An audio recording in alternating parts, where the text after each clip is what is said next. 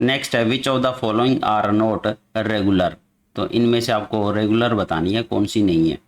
तो सबसे पहली आपकी string of even number of A. तो string of even number of A के लिए आप अगर रेगुलर एक्सप्रेशन लिख सकते हो और उसके लिए अगर फाइनाइट ऑटोमेटा डिजाइन कर सकते हो तो वो लैंग्वेज क्या कहलाती है, आपकी रेगुलर लैंग्वेज कहलाती है। तो string of even number of A के लिए हम ए की पावर 2n और यहाँ पे n greater than equal to 0। तो यहाँ पे ये जो पावर है ये क्या आ गई, आपकी लीनियर पावर है। पावर क्या है आपकी, लीनियर पावर। तो इवन नंबर ऑफ ए आपकी जो ग्रामर होती है या लैंग्वेज होती है ये कौन सी होती है, रेगुलर लैंग्वेज होती है। तो यहाँ पे ये आपकी रेगुलर लैंग्वेज है, इसके लिए हम रेगुलर एक्सप्रेशन लिख सकते हैं यहाँ पे। नेक्स्ट है string of a whose length is a prime number. तो a की पावर p और p क्या है यहाँ पे, p is a prime number, p is a prime number, prime number. तो प्राइम नंबर फाइंड आउट करना अपने आप में एक डिफिकल्ट टास्क है, ठीक है। तो ये फाइनाइट ऑटोमेटा नहीं कर सकती है, तो इसलिए सेकंड वाली लैंग्वेज आपकी रेगुलर नहीं है। तो फर्स्ट वाली है, सेकंड वाली नहीं है। Set of all palindrome made up of a and b. अब सेट ऑफ ऑल पैलिंड्रोम मतलब w की पावर r। तो ये आपकी फिर से रेगुलर ग्रामर नहीं होती है क्योंकि ये होती है हमारी कॉन्टेक्स्ट फ्री लैंग्वेज। तो ये भी आपकी रेगुलर नहीं है। Last string of a whose length is a perfect square. फिर से परफेक्ट स्क्वायर चेक करना, प्राइम नंबर परफेक्ट स्क्वायर, तो ये काम नहीं कर सकती है तुम्हारी फाइनाइट ऑटोमेटा। और यहाँ पे फिर से अगर पावर की बात करेंगे तो जो पावर है वो लीनियर नहीं आएगी यहाँ पे, तो इसका मतलब ये भी आपकी रेगुलर ग्रामर नहीं है। तो यहाँ पे फर्स्ट को छोड़कर तीनों ही आपकी रेगुलर नहीं है। आपको नोट रेगुलर बताना है तो इसका आंसर आ जाएगा आपका थर्ड वाला, सेकंड, थर्ड एंड फोर्थ। तो रेगुलर ग्रामर को चेक करने का एक ही तरीका है, आप पावर चेक कर लो। एक तो लीनियर पावर में कन्वर्ट होनी चाहिए वो लीनियर पावर, या फिर उसके लिए रेगुलर एक्सप्रेशन अगर लिख सकते हो तो वो ग्रामर या लैंग्वेज आपकी रेगुलर लैंग्वेज हो जाएगी, या फिर कोई फाइनाइट ऑटोमेटा उसके लिए डिजाइन कर सकते हो। तो यही सब केसेस रहते हैं रेगुलर लैंग्वेज को फाइंड आउट करने के लिए। नेक्स्ट है कंसिडर द लैंग्वेज L1। तो L1 गिवन है फाई, मतलब कि एम्प्टी लैंग्वेज। फाई का मतलब है आपकी एम्प्टी लैंग्वेज है ये, एम्प्टी। And L2 is 1। तो यहाँ पे अल्फाबेट क्या है, 1। विच ऑफ द फॉलोइंग रिप्रेजेंट। अब आपको फाइंड आउट क्या करना है, यहाँ पे L1 का स्टार, इसका यूनियन करना है L2 का क्लोजर और इसका कंकेटिनेट करना है L1 के क्लोजर के साथ में। तो आपको ये फाइंड आउट करना है, काफ़ी इंपॉर्टेंट क्वेश्चन है ये। अब यहाँ पे अगर हम, क्योंकि L1 का क्लोजर निकालना है तो इस लैंग्वेज का क्लोजर निकालते हैं। तो L1 का क्लोजर, तो इसका क्लोजर कैसे फाइंड आउट करते हैं, L1 की पावर 0 फिर यूनियन फिर L1 की पावर 1 यूनियन L1 की पावर 2 यूनियन L1 की पावर 3। तो इस तरह से फाइंड आउट करते हैं हम क्लीन क्लोजर किसी भी लैंग्वेज का, सबका union, 0 length, 1 length, 2 length, 3 length, तो सबका यूनियन। अब अगर हम ये जो L1 लैंग्वेज है आपकी एम्प्टी है तो किसी भी लैंग्वेज की पावर 0, तो इसका मतलब होता है यहाँ पे अपसाइलन। इसका मतलब क्या होता है, अपसाइलन या लैम्डा। अब इसका यूनियन करना है L1 की पावर 1, तो आपकी लैंग्वेज ही अगर एम्प्टी है तो ये भी तो एम्प्टी आएगा, ये भी क्या आएगा, एम्प्टी, L1 की पावर 1। इसका यूनियन अब L1 की पावर 2, ये भी तो एम्प्टी आएगा, L1 की पावर 3, ये भी क्या आएगा, एम्प्टी। तो इस तरह से सारा एम्प्टी आ जाएगा। तो यहाँ पे हमें क्या मिला, इनका यूनियन करेंगे तो हमें क्या मिलेगा, अपसाइलन, हमें क्या मिलेगा, अपसाइलन। ये L1 का क्लोजर निकाल चुके हैं। तो आपको यहाँ पे एम्प्टी लैंग्वेज का फाइंड आउट करना है क्लोजर, जो कि आएगा लैम्डा, क्योंकि किसी भी लैंग्वेज का अगर हम क्लोजर निकालेंगे तो उसमें लेमडा या एप्सिलॉन तो 100% आएगा, क्योंकि मिनिमम लेंथ इसकी 0 होती है। इसकी मिनिमम लेंथ कितनी होती है? 0। तो 0 लेंथ का ये ऑलवेज इंक्लूड होगा, तो हमने वही इंक्लूड किया। और तो आपकी एम्प्टी है इसमें, तो एम्प्टी है तो आपका एप्सिलॉन ही बनेगा। अब L2, तो L2 का निकालते हैं। यहाँ पे L2 में 1 है तो इसका क्लोजर निकालना है। तो वही सेम है, L2 की पावर 0 का यूनियन L2 की पावर 1 यूनियन L2 की पावर 2। तो इस तरह से सबका यूनियन। अब यहाँ पे L2 की पावर 0 है तो एप्सिलॉन होगा ही होगा। इसमें क्या आएगा आपका? एप्सिलॉन। अब यूनियन L2 की पावर 1, तो इसमें आ जाएगा 1। नेक्स्ट है यूनियन L2 की पावर 2, तो इसमें 2 का मतलब क्या है? L2 dot 2। तो L2 का कंकेटिनेट करना है L2 के साथ में, तो यहां पे आ जाएगा आपका 2 बार 1। ऐसे ही L2 की पावर 3 करेंगे, तो L2 की पावर 3 का मतलब है 3 बार कंकेटिनेट। तो 3 बार जब इसका कंकेटिनेट करेंगे तो आपका ये आ जाएगा। इस तरह से हमें क्या मिलेगा यहाँ पे? तो एप्सिलॉन 1, फिर 2 बार 1, फिर 3 बार 1, फिर 4 बार, 5 बार। तो आपको ये समझ आ रहा है, यहाँ पे 1 स्टार मिल जाएगा। L2 का क्लीन क्लोजर क्या मिला? 1 स्टार। 1 वाले सारे के सारे स्ट्रिंग आ जाएंगे इसमें, 1 से जितने भी स्ट्रिंग जनरेट हो रहे हैं।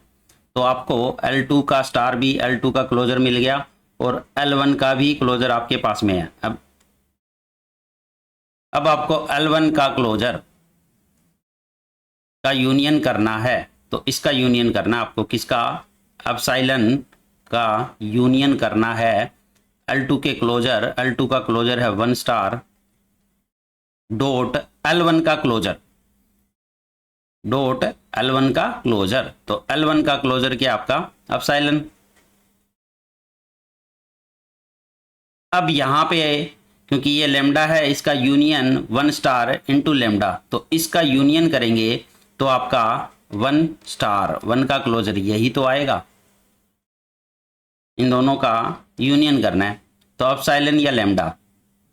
तो लेमडा जो होता है वो 1 की तरह काम करता है, मल्टीप्लीकेशन वाला जो 1 होता है उसकी तरह यहाँ पे काम करता है। तो इसका यूनियन करना है 1 स्टार डॉट एप्सिलॉन के साथ में, तो 1 स्टार ही तो मिलेगा हमें। तो इसका आंसर क्या आ जाएगा आपका? 1 स्टार। फाइनली इसका जो आंसर है वो डी वाला हो गया आपका। यही हमें फाइंड आउट करना था इसमें। नेक्स्ट है, given the following statement, a class of language that is closed under union and complement has to be closed under intersection. Second है, a class of language that is closed under union and intersection has to be closed under complement. तो which of the following option is correct? तो अगर first वाली statement की बात करें, a class of language that is closed under union and complement, तो आपकी जो रेगुलर लैंग्वेज होती है, जो रेगुलर लैंग्वेज होती है ये क्लोज्ड रहती है अंडर यूनियन एंड कॉम्प्लीमेंट, और ये क्लोज्ड होती है इंटरसेक्शन पे भी, यूनियन पे भी क्लोज्ड है, कॉम्प्लीमेंट पे भी क्लोज्ड है। तो इसका मतलब इंटरसेक्शन पे भी क्लोज्ड रहेगी। तो ये स्टेटमेंट आपकी ट्रू है। फर्स्ट वाली स्टेटमेंट क्या है? ट्रू, क्योंकि यहाँ पे एग्जाम्पल है इसका रेगुलर लैंग्वेज। अब सेकंड लैंग्वेज की बात करें तो यहाँ पे जो रिकर्सिव एनरेबल लैंग्वेज होती है ये क्लोज्ड रहती है under union and intersection, but not closed under complement, not closed under complement. तो इसका मतलब सेकंड वाली स्टेटमेंट आपकी फॉल्स है यहाँ पे। तो यहाँ पे आंसर हो जाएगा थर्ड वाला, first is true second is false, क्योंकि इसके एग्जाम्पल आपके सामने है। फर्स्ट वाली लैंग्वेज का एग्जाम्पल है रेगुलर लैंग्वेज, सेकंड वाली है रिकर्सिव एनरेबल लैंग्वेज।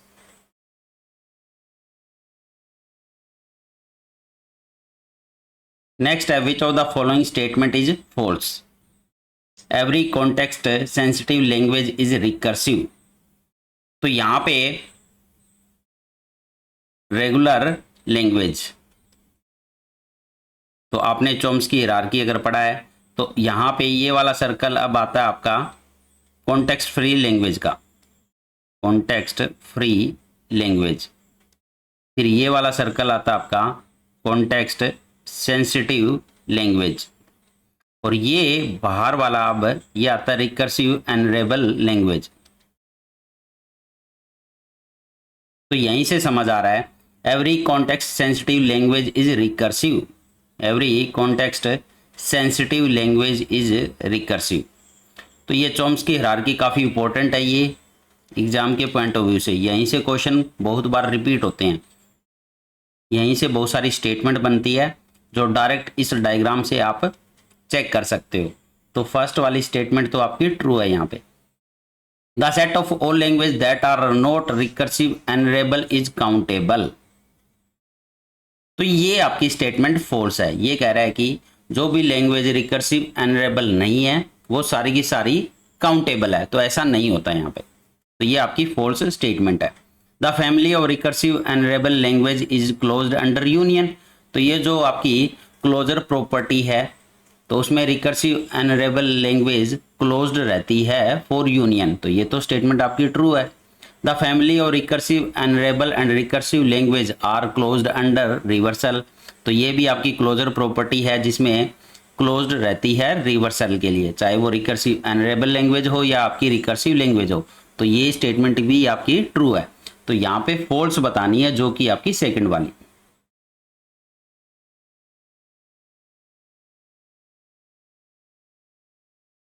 नेक्स्ट है given the following two language A की पावर एन बी की power N, N greater than equal to 0 और एन नॉट इक्वल टू 100। तो अगर इस लैंग्वेज की बात करें, हम फर्स्ट वाली लैंग्वेज की बात करें, ए की पावर एन बी की पावर एन, अब यहाँ पे जितने ए हैं उतने ही बी है, but n not equal to 100। तो ऑब्वियस सी बात है अब ये लैंग्वेज आपकी रेगुलर तो नहीं है, रेगुलर नहीं है ये, नॉट रेगुलर लैंग्वेज, क्योंकि जितने ए है उतने ही बी आ रहे हैं इसमें, तो इस टाइप का कंपैरिजन नहीं कर सकती फाइनाइट ऑटोमेटा। अब क्या ये कॉन्टेक्स्ट फ्री लैंग्वेज है? तो ये आपकी कॉन्टेक्स्ट फ्री लैंग्वेज है, क्योंकि एक स्टैक चाहिए, एक स्टैक में ए पुश करते रहेंगे, फिर आपका जब बी आएगा तो बी को हम बी की हेल्प से जितने बी आ रहे हैं फिर उतने ही हम 1 बाय 1 ए को भी क्या करते रहेंगे, पॉप करते रहेंगे। तो यहाँ पे स्टैग यूज कर सकते हैं, क्योंकि कॉन्टेक्स्ट फ्री लैंग्वेज जो पीडीए एक्सेप्ट करती है, तो पीडीए के पास में स्टैग होता है, तो जितने ए आए हैं पहले पुश कर दो, अब जैसे ही बी आए तो आप एक एक करते हुए पॉप करते रहो। तो इस तरह से ये आपकी कॉन्टेक्स्ट फ्री लैंग्वेज है। अब सेकंड वाली लैंग्वेज की बात करें, number of A equal to number of B equal to number of C. तो यहां पे एक तो चेक कर रहा है कि number of A equal to number of b होने चाहिए, तो एक कंपैरिजन यहां पे ये हो रहा है, वन कंपैरिजन, फर्स्ट कंपैरिजन हो रहा है कि number of A equal to number of b होने चाहिए। अब दूसरा कंपैरिजन यहां पे हो रहा है कि नंबर ऑफ बी भी इक्वल होने चाहिए नंबर ऑफ सी के, तो ये सेकंड कंपैरिजन, दो कंपैरिजन हो रहे हैं एक टाइप से, यहाँ पे दो कंपैरिजन। अब जो आपकी पीडीए होती है, पुश डाउन ऑटोमेटा है, ये एक ही कंपैरिजन परफॉर्म कर सकती है, एक ही कंपैरिजन, दो कंपैरिजन नहीं परफॉर्म कर सकती एक साथ। अब जो फाइनाइट ऑटोमेटा है वो एक भी कंपैरिजन नहीं कर सकती, पीडीए एक कंपैरिजन कर सकती है, दो नहीं कर सकती, तो इसका मतलब यहाँ पे दो कंपैरिजन है। तो अब ये कॉन्टेक्स्ट फ्री लैंग्वेज तो नहीं है आपकी, और ऊपर वाली आपकी कॉन्टेक्स्ट फ्री लैंग्वेज है। अब नीचे आ जाओ, which of the following option is correct, both L1 L2 are not context free, तो ये तो गलत है भाई, एक तो कॉन्टेक्स्ट फ्री लैंग्वेज है आपकी, both are context free language, तो ये भी गलत है कि दोनों कॉन्टेक्स्ट फ्री लैंग्वेज नहीं है, कोई एक है इसमें से। L1 is context free language, सही है, L2 is not context free language, तो यहाँ पे L1 आपकी कॉन्टेक्स्ट फ्री लैंग्वेज है और L2 is not context free language. तो ये स्टेटमेंट आपकी ट्रू है यहाँ पे। लास्ट वाली L1 is not context free, L2 ये तो गलत है। तो आंसर आ जाएगा सी वाला। आंसर क्या आ गया आपका? सी। तो पीडीए एक से ज्यादा कंपैरिजन नहीं कर सकती और फाइनाइट ऑटोमेटा तो एक भी कंपैरिजन नहीं करती है। जब एक से ज्यादा कंपैरिजन करना हो तो वहां पे ट्यूरिंग मशीन का यूज किया जाता है।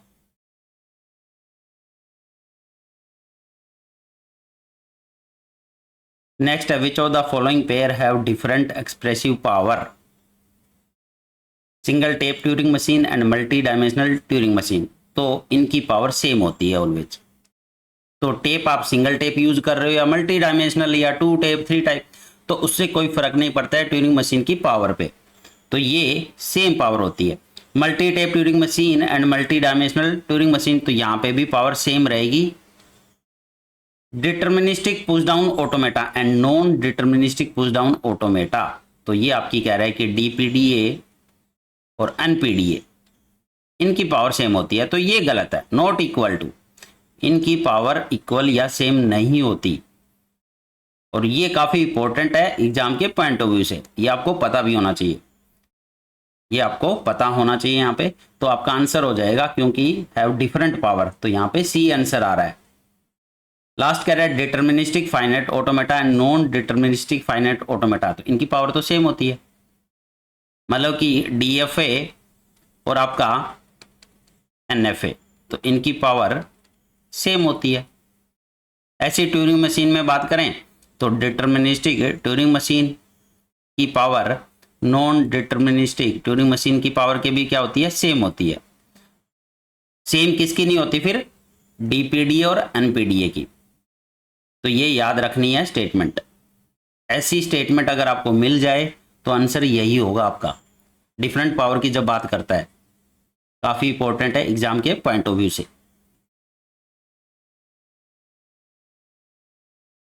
नेक्स्ट है the logic of pumping lemma is an example of. तो पंपिंग लेमा यूज होती है to check a particular grammar is not regular. तो नॉट रेगुलर के लिए यूज की जाती है पंपिंग लेमा। और ये एग्जांपल किसका है? पिजन होल प्रिंसिपल का। तो ये भी काफी इंपॉर्टेंट है एग्जाम के पॉइंट ऑफ व्यू से। तो इसका आंसर डायरेक्ट है हमारा डी वाला। तो logic of pumping lemma is an example of the pigeon hole principal.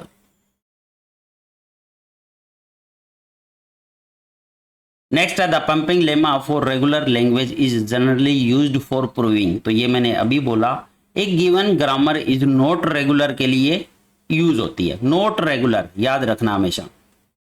Pumping lemma not regularity को चेक करती है, ना कि ये चेक करती है कि ग्रामर रेगुलर है।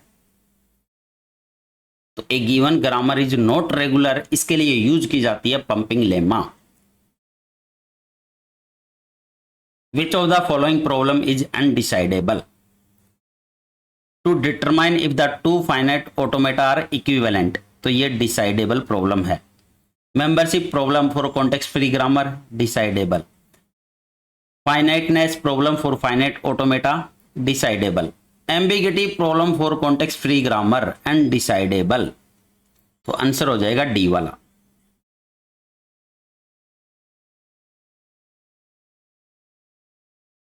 नेक्स्ट है the language L is equal to A की पावर आई बी और सी की power I greater than equal to 0 over the alphabet is a regular language. तो यहाँ पे अगर हम बात करें कि रेगुलर है कि नहीं है, पहली बात तो ए की पावर आई और फिर बी और फिर सी की पावर आई, तो जितने ए आ रहे हैं उतने ही यहाँ पे सी आ रहे हैं। तो एक टाइप से यहाँ पे कंपैरिजन हो रहा है। तो कंपैरिजन हो रहा है तो कंपैरिजन तो करती ही नहीं है फाइनाइट ऑटोमेटा, तो रेगुलर तो नहीं है, नॉट रेगुलर।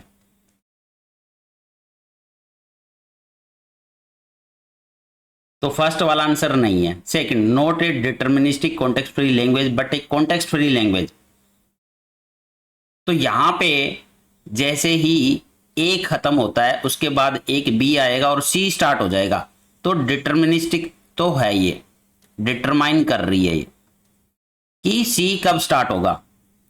तो इसका मतलब एक कंपैरिजन है इसमें, और साथ में डिटरमाइन भी हो रहा है कि बी के जस्ट बाद सी स्टार्ट हो जाएगा। तो जब एक कंपैरिजन हो तो वो लैंग्वेज होती है कॉन्टेक्स्ट फ्री लैंग्वेज, और जब डिटरमाइन हो रहा है तो ये आपकी डिटर्मिनिस्टिक कॉन्टेक्स्ट फ्री लैंग्वेज हो जाएगी, तो मतलब कि DCFL।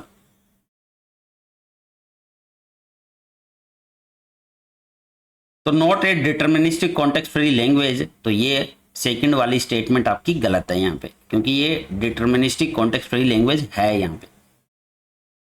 सी वाला कह रहा है recursive and is a deterministic context free language. तो जब ये डिटर्मिनिस्टिक कॉन्टेक्स्ट फ्री लैंग्वेज है, आपको मैंने चॉम्स्की हायरार्की बताया है कि अगर कोई लैंग्वेज कॉन्टेक्स्ट फ्री लैंग्वेज होती है तो वो आपकी रिकर्सिव लैंग्वेज भी तो होगी, क्योंकि जो CFL है वो इसी का तो सबसेट है, रिकर्सिव का ही सबसेट है। तो अगर कोई लैंग्वेज कॉन्टेक्स्ट फ्री लैंग्वेज या आपकी DCFL होती है तो वो रिकर्सिव भी होगी, क्योंकि रिकर्सिव सुपरसेट है। तो यहाँ पे आंसर आ जाएगा सी वाला। आंसर क्या आ जाएगा आपका? C, recursive and is a deterministic context free language. तो यहाँ पे चॉम्स्की हायरार्की आपको याद रखना है, चॉम्स्की हायरार्की। चॉम्स्की हायरार्की अगर याद है तो आप आंसर दे सकते हो, क्योंकि जितने भी कॉन्टेक्स्ट फ्री लैंग्वेज है या जितनी भी डिटर्मिनिस्टिक कॉन्टेक्स्ट फ्री लैंग्वेज है वो सारी की सारी रिकर्सिव तो है ही। हाँ, कुछ ऐसी लैंग्वेज जो रिकर्सिव है but not context free language, इसका उल्टा ऐसे होगा फिर। तो इसका आंसर आ जाएगा सी। इसका आंसर क्या आ जाएगा? सी।